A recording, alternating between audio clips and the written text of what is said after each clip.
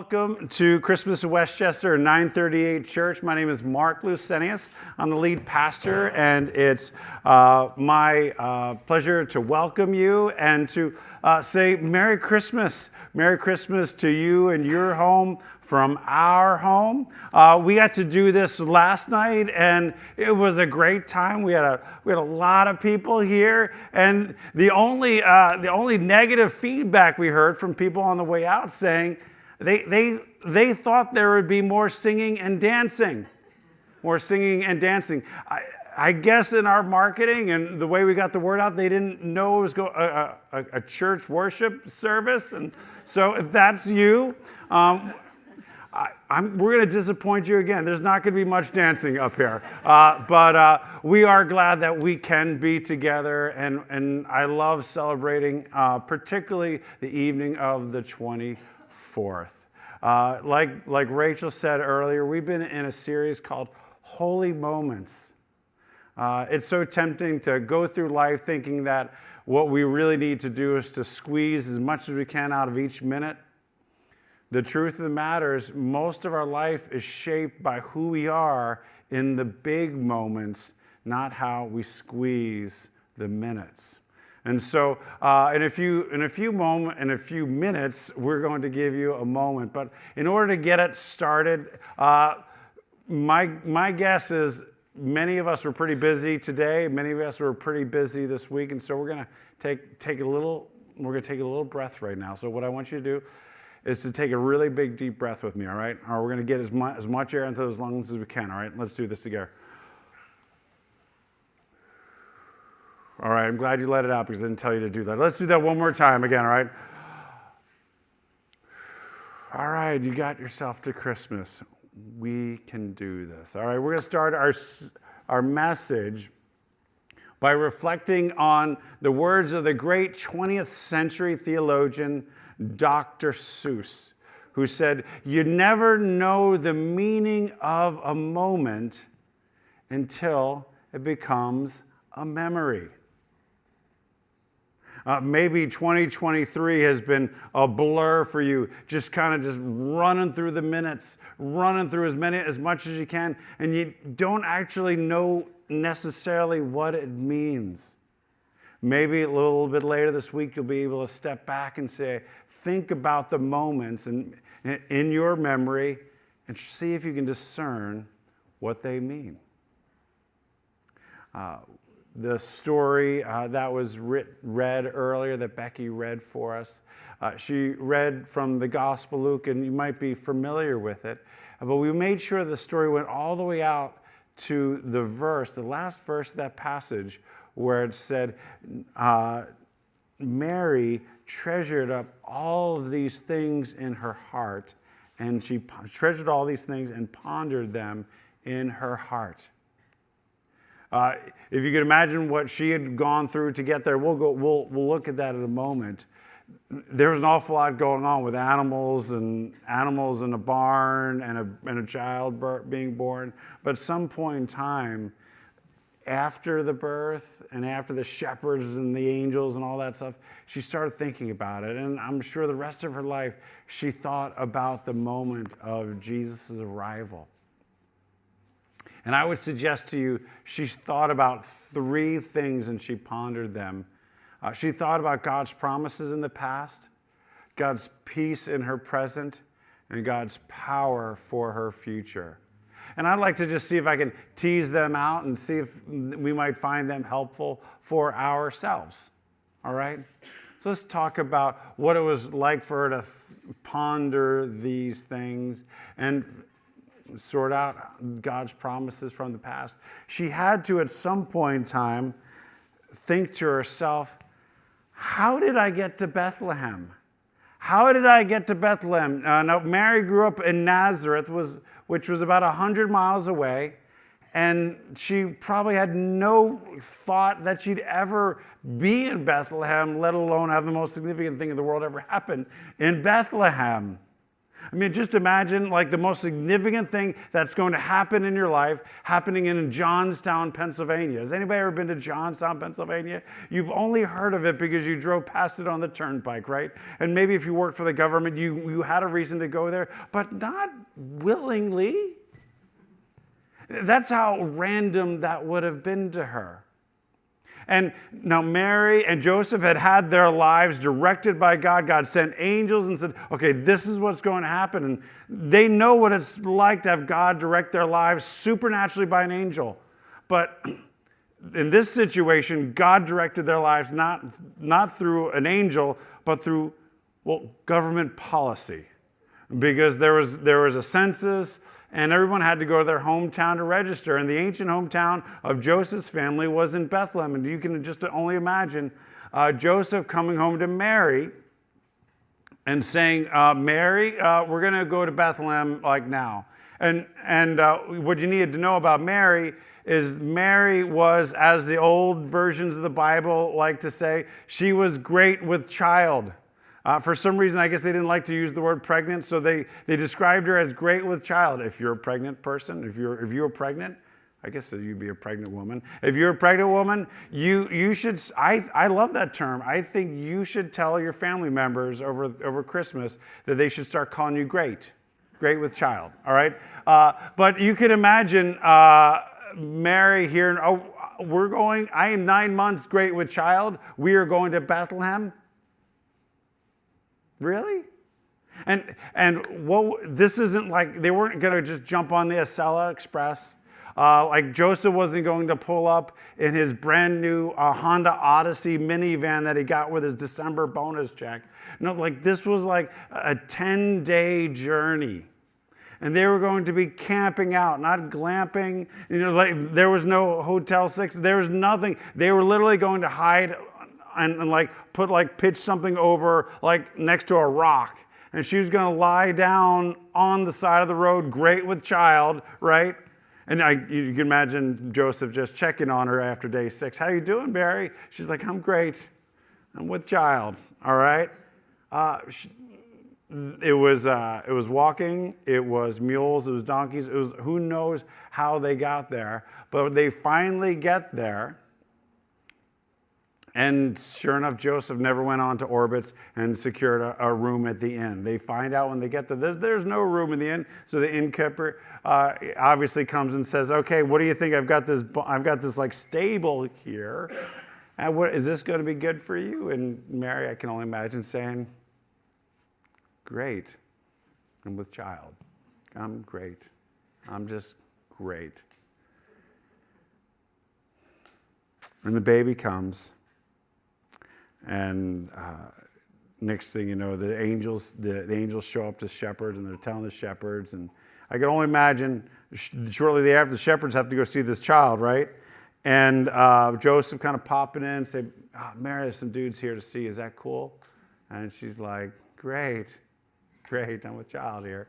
But at some point in time, she got to sit there holding Emmanuel, knowing she's great with child.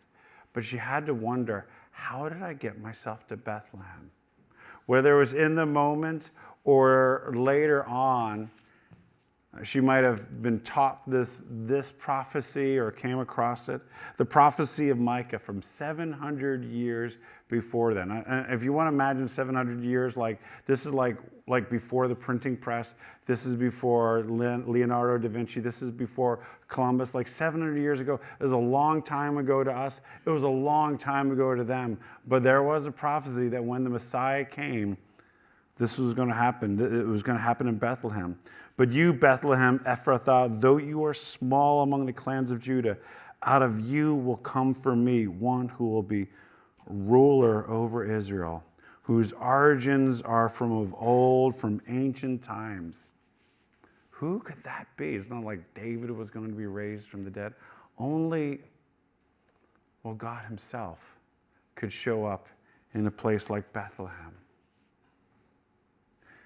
She would have pondered that and realized that that whole journey, all these interruptions, all these situations, even Caesar himself was being used by God to move history, to make sure all things happened as they should to fulfill God's plan. She might have reflected upon another prophecy 700 years earlier by the prophet Isaiah that said, "Therefore the Lord himself will give you a sign. The virgin," that's Mary herself, "will conceive and give birth to a son, and will call him Emmanuel." And there was Mary lying with the baby, holding Emmanuel, God with us. You can only imagine Joseph checking on her and saying, "How you doing, Mary?" She said, "I'm holding Emmanuel. I'm great with child." If someone would check on you based upon your 2023, how would you answer?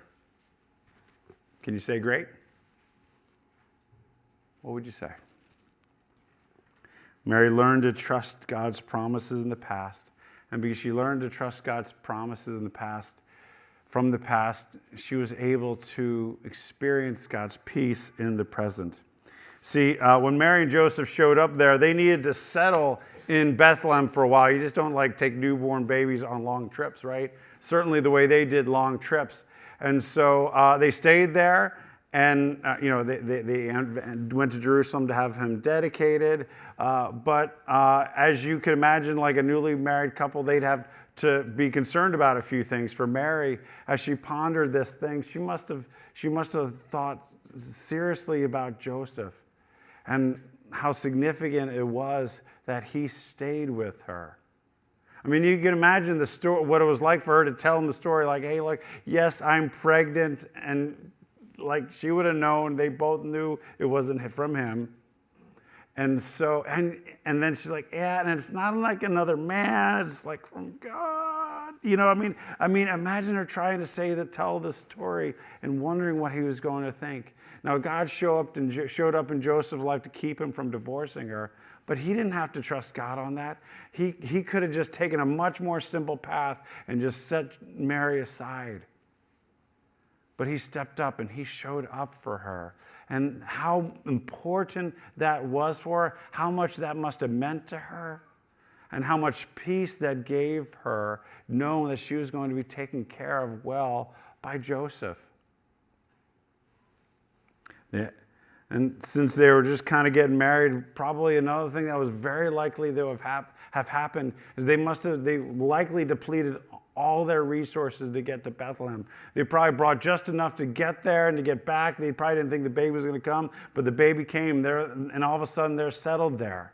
And next thing you know, there's drama with Herod because he heard about a newborn king. And next thing you know, the angel's like, you're not going back to Nazareth. You're going to Egypt now. And how are they going to afford that? How are they going to afford that?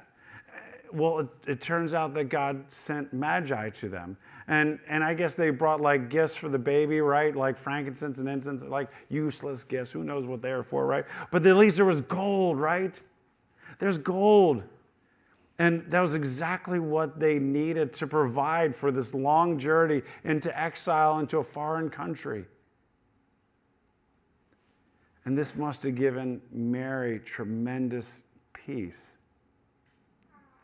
My suspicion is along the way she would have said something along these lines. "This is not what I planned, and this is not what I wanted, but God has been faithful, and I can experience peace because of that." I've had a couple of situations like that where I can say that. Is that something you could say about something in your life where you can say, this is not what I planned, and this is not what I want, but I know God's been faithful and I can experience peace? When I was a kid, there's always been something very, very true about me. I did a personality profile that describes kind of how you've always been as a person.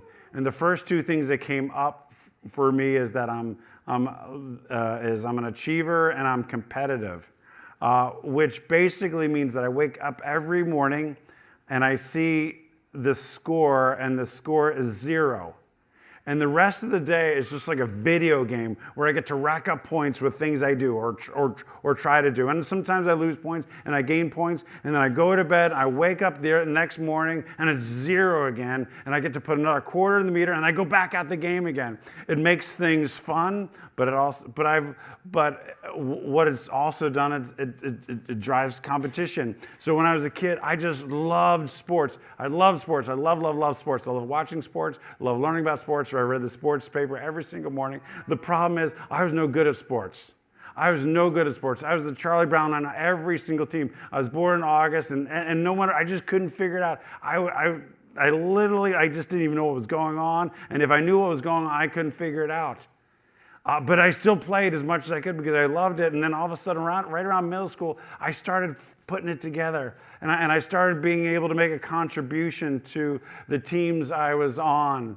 And I started really enjoying it. And I started thinking, okay, maybe I can do something like this in high school. And that will be sort of like where I'll kind of get my identity and stuff. And somewhere late in middle school, I came down with a syndrome called juvenile rheumatoid arthritis, which was a disease that kind of hit the joints, and it really kind of knocked me out of sports. I still tried, and and thankfully it went away. There's no lasting effects. But it shaped my life because instead of being that guy that was into sports in high school, I was that guy who hung out with the skaters.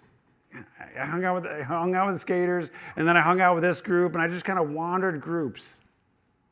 And it's not what I planned, and it's not what I wanted. But as I look back, I just know that God was faithful to me because I am that guy. If I got like 3 minutes of varsity minutes, I'd be in a bar today talking about those glory days. Why? Because I just loved it so much, right?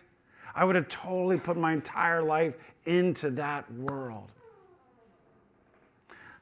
Now, when I went to college, I had a kind of a plan. I was going to live the sort of the red solo cup life like every other college student, right? And when I graduated high school, I had a goal, right? Because you have to have a goal. So I was going to be a millionaire by the time I was 30. So I went there. I was going to go to business, going to do all that, live the red solo cup life. But previously, my mother had gotten sick with cancer. And as I was going off to college, her life was beginning to decline. And while I was there, I just found that there were questions that red solo cup couldn't hide me from. I know there's a lot of folks who just need a drink or two at night because the questions kind of press in on their life. The red solo cup wasn't enough, and I just found myself asking these questions about God and life and death, all those sorts of things. And I met a guy who had a lot of peace in his life, and he just said, hey, why don't you start reading in the New Testament? And as I started reading in the New Testament, I started reading about Jesus, and there's something about Jesus, it's like he got me, he understood me.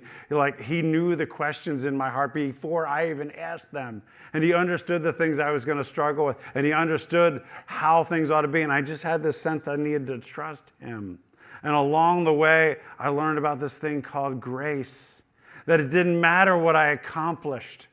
It didn't matter whether I got ahead of somebody else. My favor wasn't based upon getting ahead of someone else. It had an awful, but it was all about what Jesus had done for me. It was about what Jesus had achieved, not about what I could achieve. And once my mother died, my family, they just started struggling. And I realized that $1 million, $2 million, $10 million wasn't going to purchase for me the kind of relationships that I really longed for. Because I saw what sin and death could do to people. And I knew there was going to have to be something more. this is not what I planned, and it wasn't what I wanted, but I found God to be faithful. And I've learned through those things that I can experience peace. And we all can experience God's peace. For Mary, somehow she found herself in Bethlehem. But she also recognized that she was going to have to bear the pressure of raising the Son of God. Sometimes I feel pressure as a parent. At least I wasn't trying to raise the Son of God. But because Mary trusted God's promises in the past and she learned to experience God's peace in her present, she knew that she could trust God with her future. And that was going to be really important for her because of how her future and Jesus' future was going to play itself out. Like I told you, Mary and Joseph stayed in Bethlehem, and on the 8th day they brought Jesus to Jerusalem for the dedication. And while they were there for the dedication, a prophet named Simeon, who had been waiting to see God's Messiah, and came to Mary and Joseph and held the baby Jesus and gave a prophecy about him. Simeon said this child is destined to cause the falling and rising of many in Israel and to be a sign that is spoken against. So the thoughts of many hearts will be revealed. So you can't just like Jesus. He either is Lord or he isn't Lord. You can't be like, well, it's kind of nice to have Jesus around. That's not who we are. You either respond to him or you resist him. And that was going to be the story of his life. In many ways, it's the story of his ongoing life. But there was another word for Mary in that where it said this, and a sword will pierce your own soul too. See, the angel had already announced to Mary that salvation was going to come through Jesus. But here's where she learned that salvation was going to come at a cost. She didn't know what that was going to look like, but eventually 33 years later, or several pages later in the Gospels, we will read about Mary there at the very end of Jesus' life, watching him getting nailed to a cross, crucified to pay for the sins of humanity. Salvation will be purchased with Jesus' life. And as she saw Jesus' life ebbing away, she felt the weight of that sword crush in on her soul. See, if one of the things that I admire most in Mary is just the strength that she showed in the loneliness that she felt. She alone was going to be the mother of the Son of God, and Joseph had died years earlier, and so there she was on her own. I bring up loneliness because it's actually become a significant part of our culture and our world. You might have known that the Surgeon General this past year declared loneliness to be a national crisis. This is what the U.S. Surgeon General says about loneliness. Loneliness is a silent epidemic. At any moment, about 1 out of every 2 Americans is experiencing measurable levels of loneliness. We need to acknowledge the loneliness and isolation that millions are experiencing and the grave consequences for our mental health, physical health, and collective well-being. That means that it's either you or the person next to you. 1 out of 2, half the room right now is experiencing measurable loneliness. Maybe you have felt this creep up over the last several years. Maybe it came slamming into your life through the pandemic. I have experienced it myself. I've shared from this pulpit before, about 10 years ago, the average person spent 6.2 hours with friends each week. That has gone down to 2.3 hours.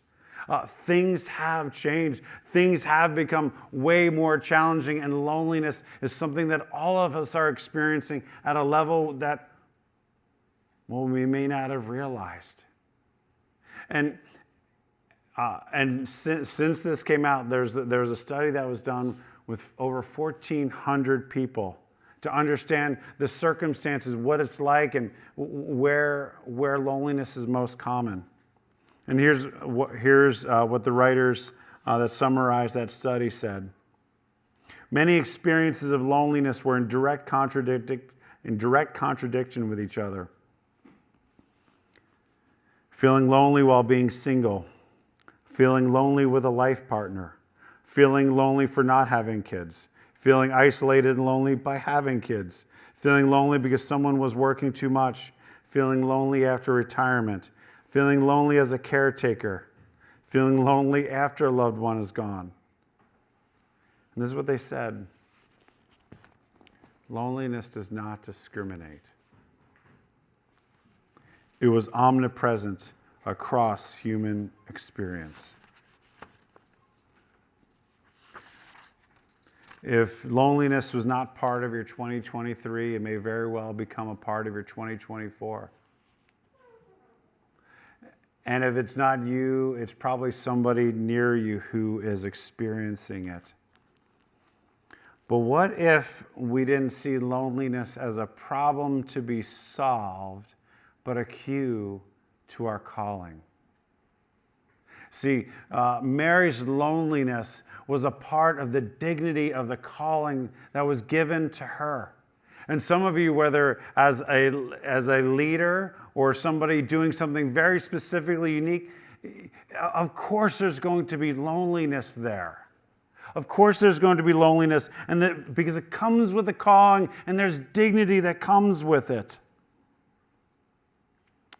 But it also can be a signal to you from God about what or who you're really longing for.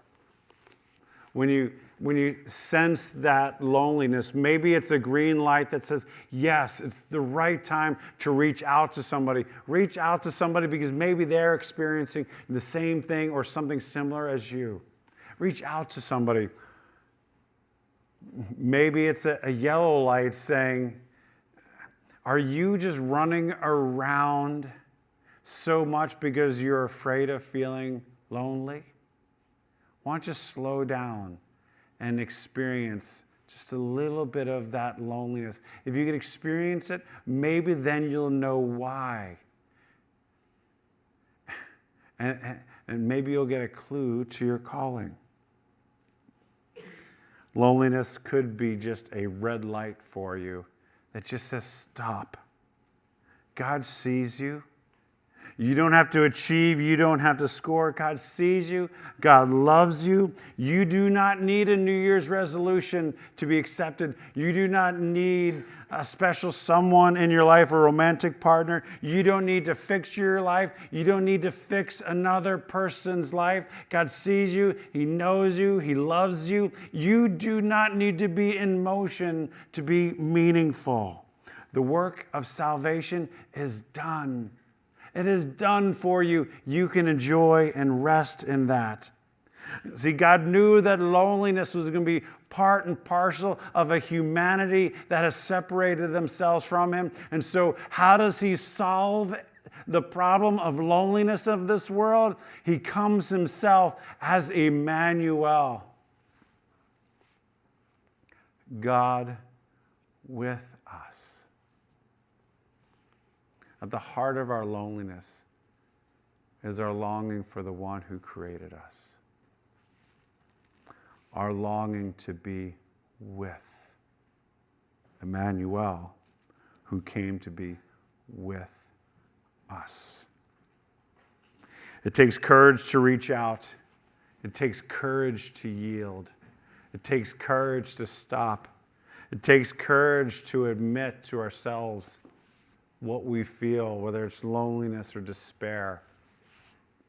For that reason, when we go into the new year, our next series is going to be simply stated that it's going to be called Courage, We're going to be looking at the life of Moses, and we're going to see all sorts of ways, in all sorts of small ways, each of us have the opportunity to express courage.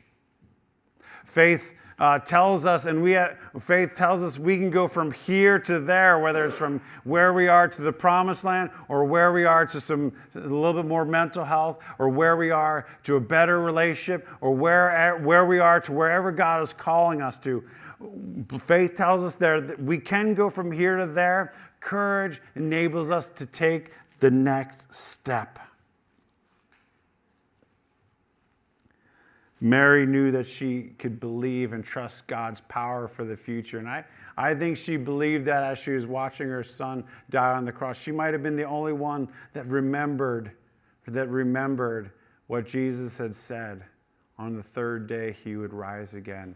And sure enough, Jesus did rise from the dead. And because he did that, Mary likely would have pondered and recognized that because of his resurrection, death is now defeated. Sin and everything that goes with it has also been defeated. Shame can be healed. Those who are hurting can find comfort. Those who are sick can seek healing. Those who are overwhelmed can find strength. Those who are financially strapped can know God's provision for them.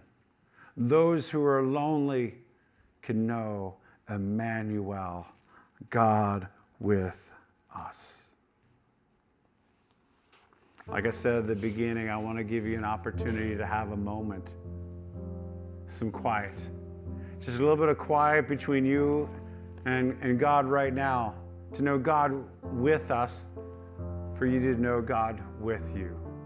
So let's just have a little time of reflection where you can ponder what God's faithfulness to you in your heart.